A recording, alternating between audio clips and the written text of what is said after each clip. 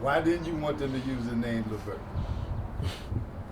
Well, partly because I didn't want them, you know, I wanted to name my group because I wanted to do a self-contained thing where I was the lead singer and have a self-contained band.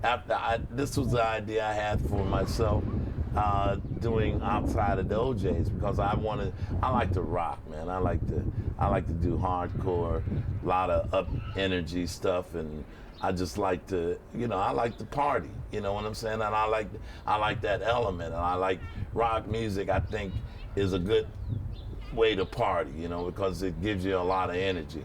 And I wanted to have a rock and roll band. And when he came up with the idea, well, we want to name the group LEVERT, I really wanted to tell him, man, yeah, I did tell him, man, that's my idea. I don't want you to have. Then I told him, I said, well, you sure you want to do that? That's a lot of pressure, man. You know, trying to be a father. Hey, that's not funny, man. I try to be a father and be diplomatic about it. So I says, are you sure you want to do that? You know, it could hurt you. And it could be a positive fact. You know, if I've made any kind of great inroads, it could be positive. But if I've made people mad, you might not want to do that. And they did it anyway. And see, the bad part of it, they became a success. And that just wiped me out totally. I was done.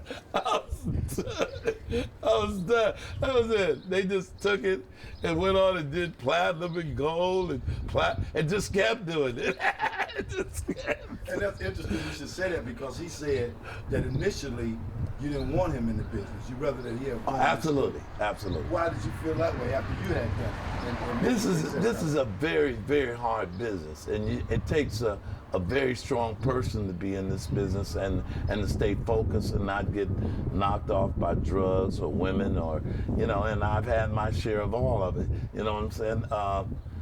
And you know, I think you're overprotective of your children, and I just didn't know he was that strong.